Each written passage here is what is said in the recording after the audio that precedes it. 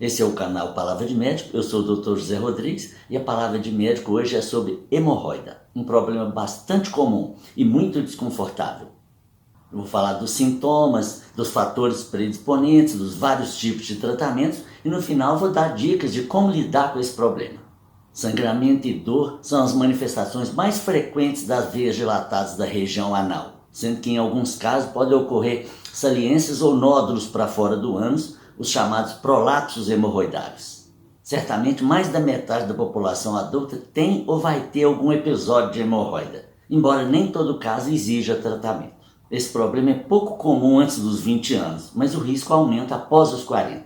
As veias hemorroidárias constituem uma rede de vasos que circundam o reto e o ânus, e essas veias podem inflamar e dilatar, que são as hemorroidas. Normalmente os vasos sanguíneos da região anal se dilatam e se contraem durante os movimentos intestinais, mas só quando provocam sintomas é que se fala em hemorroida, que pode ser interna, se não estiver visível, ou externa, se for visível na borda do ânus. Mas conforme sua manifestação clínica, a hemorroida pode ter 4 graus.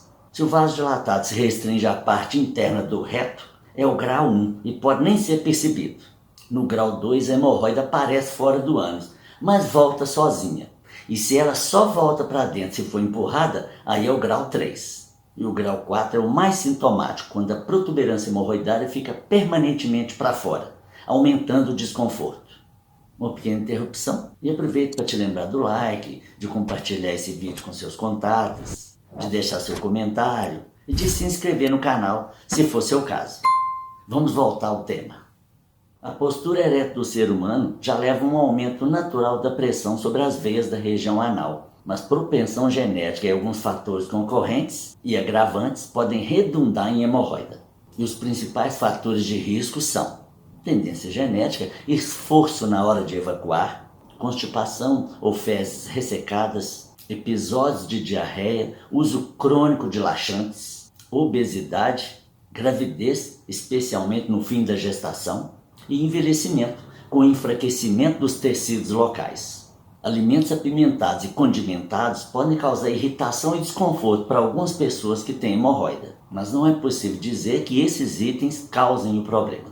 E os sintomas mais comuns da doença hemorroidária são sangramento anal com ou sem dor, presença de sangue, geralmente vermelho vivo, nas fezes ou no papel higiênico após a limpeza, coceira ou irritação no ânus, sensação de latejamento, dor contínua ao evacuar, sensação de evacuação incompleta e nódulo doloroso ao redor do ânus. Importante você saber que há outras doenças além da hemorroidária que provocam sangramento anal.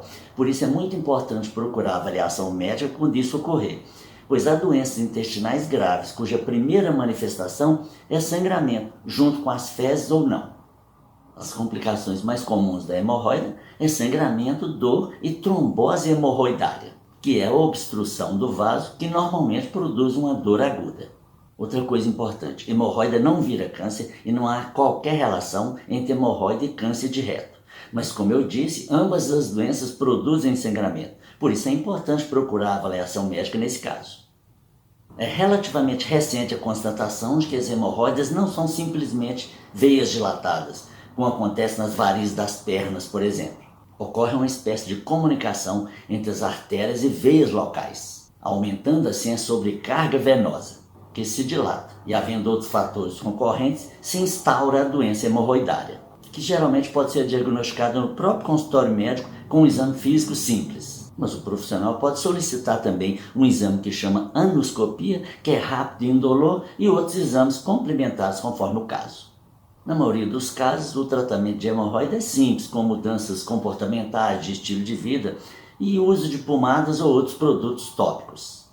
Em linhas gerais, o tratamento da hemorroida deve começar por incluir mais fibras e água na dieta para facilitar a evacuação, reduzir o uso de álcool, café e condimentos para diminuir o desconforto, trocar o papel higiênico por lenço umedecido ou ducha higiênica, utilizar roupas íntimas mais confortáveis, fazer banhos de assento, especialmente benéficos para as hemorroidas externas.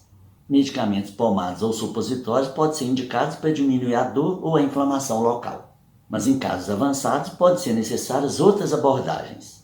a chamada ligadura elástica ou esclerose, que pode ser feita no próprio consultório, utiliza dispositivos que fazem a veia dilatada encolher, com baixo risco de complicação e pouco desconforto.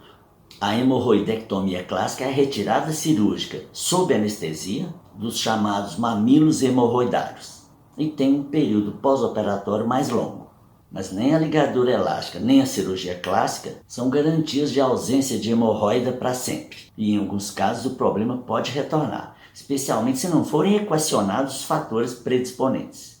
Nos últimos anos surgiram algumas técnicas menos invasivas, como o chamado grampeamento e a desarterialização hemorroidária transanal. Em ambos os procedimentos, o retorno ao trabalho ocorre em 1 semana, em média.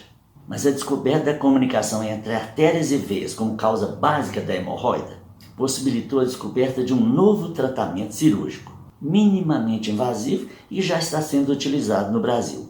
É a técnica de embolização dos vasos hemorroidários, com resultados similares aos procedimentos cirúrgicos, que não exigem internação e possibilitam uma recuperação bem mais rápida e com pouco desconforto. Quanto ao tratamento medicamentoso, há muitas opções no mercado, seja na forma de pomada, supositórios, comprimidos, cápsulas, e a maioria deles com extratos fitoterápicos entre os seus componentes. E a fitoterapia, tratamento com ervas medicinais, conta com várias plantas para esse fim, como castanha da Índia, amamelis, ratânia, cáscara sagrada, erva de bicho, sabugueiro, babosa e várias outras. A maioria dessas plantas podem ser ingeridas em associação ou isoladas, principalmente na forma de tinturas, conforme minha experiência, mas algumas entregam um bom resultado com o uso local. Um exemplo disso é a ratânia, erva medicinal do gênero Craméria, muito valorizada no mercado de plantas medicinais e nativa dos Andes peruanos, encontrada em farmácias de manipulação e lojas de produtos naturais. Sua tintura pode ser tomada, mas ela também é utilizada para aplicação tópica na hemorroide externa, trazendo rápido alívio. Outro bom exemplo de planta medicinal para uso tópico é o gel da babosa, preparado como expliquei nesse vídeo, e que tem importante efeito anti-inflamatório e cicatrizante. E a acupuntura apresenta também consistentes resultados no tratamento de hemorroida, e na internet há vários trabalhos documentando isso.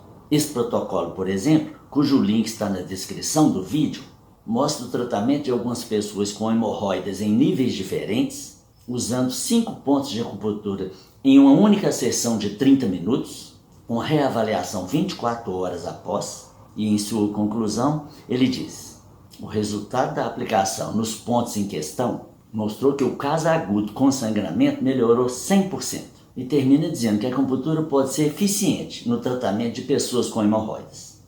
E conforme prometido, as dicas finais para amenizar ou evitar esse problema. Tenha uma dieta rica em fibras, como mostro neste vídeo sobre fibras alimentares. Tome mais água durante o dia, começando logo cedo tomando 3 copos de água em jejum, pois de cara isso já ajuda no funcionamento intestinal. Evite o sedentarismo, pois entre os inúmeros benefícios do exercício físico está a melhora do funcionamento intestinal. Evite excesso de álcool, pimenta e outros condimentos que podem irritar o trato gastrointestinal, especialmente se você costuma ter hemorroida.